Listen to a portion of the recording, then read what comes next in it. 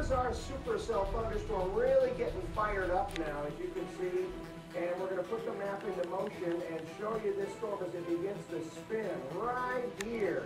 We begin to see a little hook echo forming right near Carlisle Township.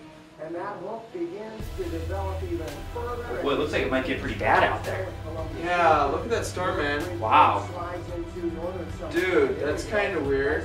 What's going on out there? Do you hear something? Yeah. Doesn't look like too much of a big deal. It's just some gray clouds. Okay. Just some clouds. No big deal. He's just talking about funnel clouds, though. But is it hair? I don't know. I'm not seeing anything, man. Do you hear that? I hear a tornado siren. Do you hear that? I hear it again. Yes. Dude. Oh no! That's hair. Where did it go? I need my cell. Oh, here's a flashlight. Here we go. I got my cell phone and the flashlight. That's good. Here we go. Oh, Dude! This blanket. Another flashlight. We need a flashlight. What about batteries for the flashlight? You got those batteries? I got them, dude. We need duct tape. Oh, I got it. Got duct tape.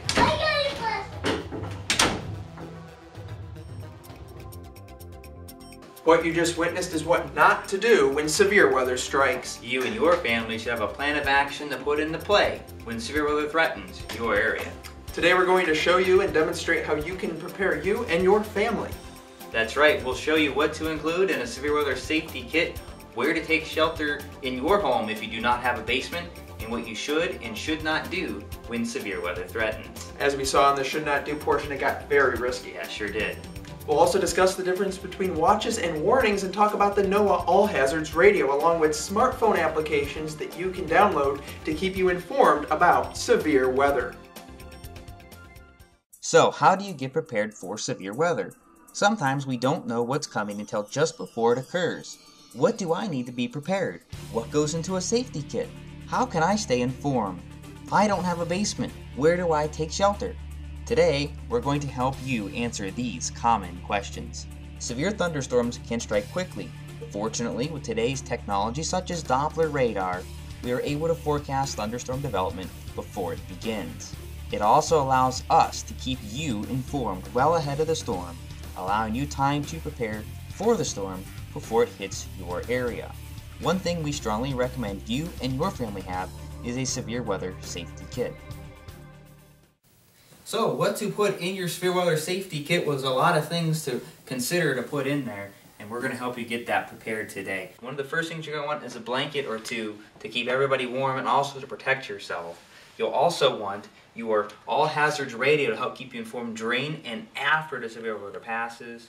Also, some other things to consider are some tools, basic tools. A screwdriver, a wrench, and a hammer are about the basics you need, but anything else you think you might need, especially to shut off gas mains and things like that. You'll also want to make sure you have your flashlights and batteries. Also, some duct tape can always come in handy. Some other things to consider: you want to have plenty of water for everybody to drink, some canned goods, and other non-perishable foods. Don't forget that can opener as well if they do not have that easy open top.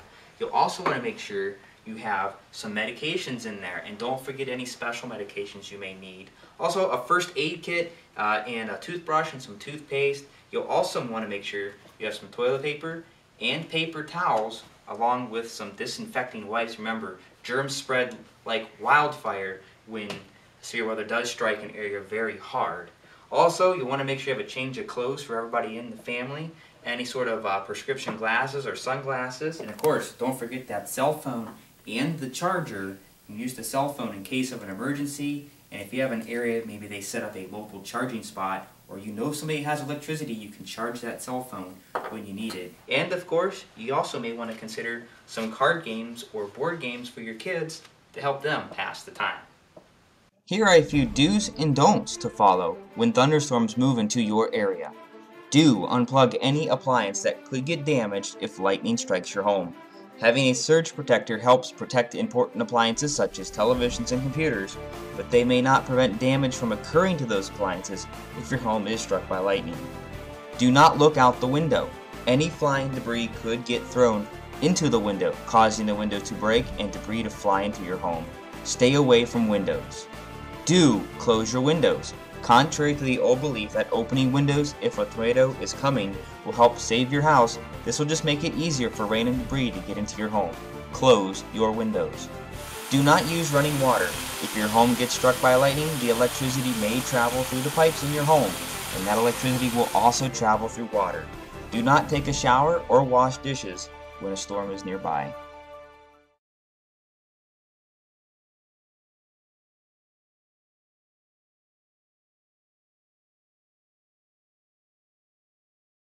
Seek shelter in a central bathroom. Okay, one we're that gonna does get in not the tub. Be border sure to the put your outside hands of your over your home. head, okay? The best place to go is in the I'm gonna put this bathtub, blanket covering over your us head as with your well. hands. We are You can protected also from use a the blanket debris. to shield yourself from falling Here we debris, go. as you see here. A central closet is also a good alternate to seek shelter.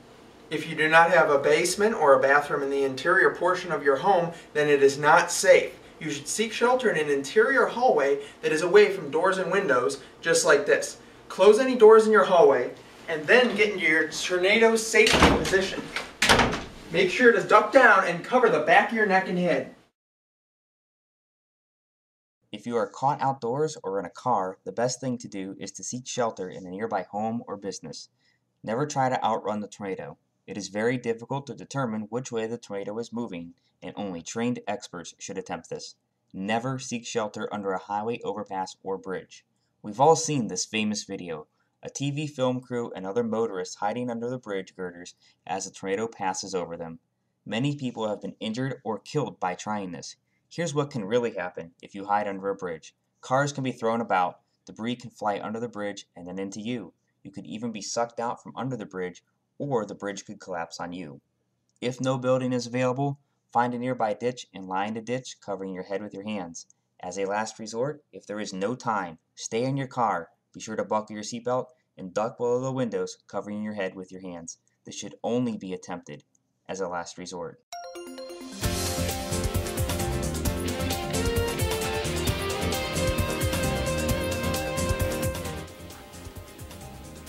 NOAA All Hazards Radio. We suggest everybody have one of these in our home, much like a smoke detector.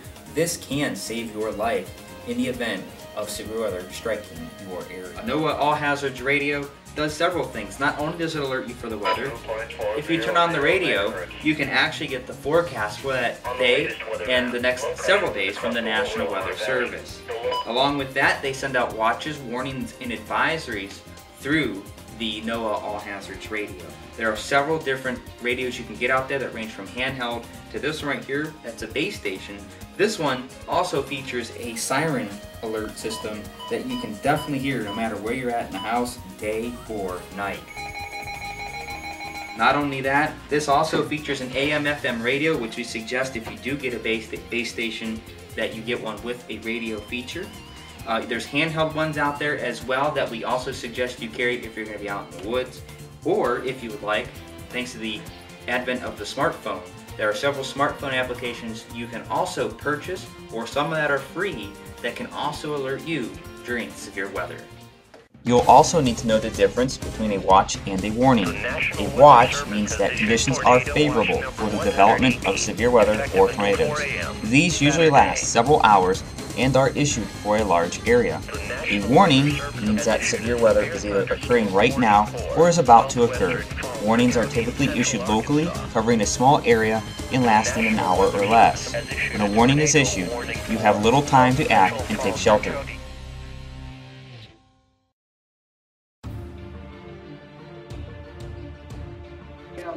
Here is our supercell thunderstorm really getting fired up now, as you can see.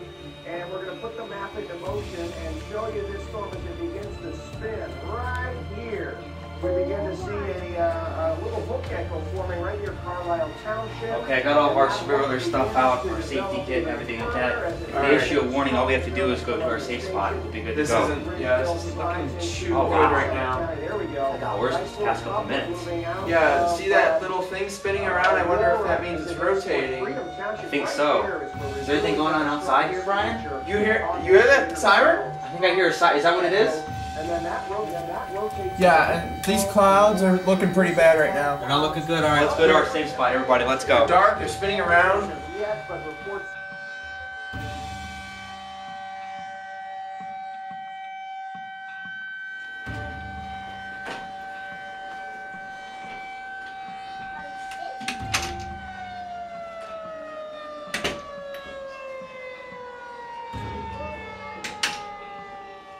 As you can see, it is better to be prepared ahead of time before the storm strikes your area. Be sure to trust in Neoweather.com for the latest updates when storms move through the area. I'm forecaster Brian Ivey. And I'm forecaster Mark Spencer.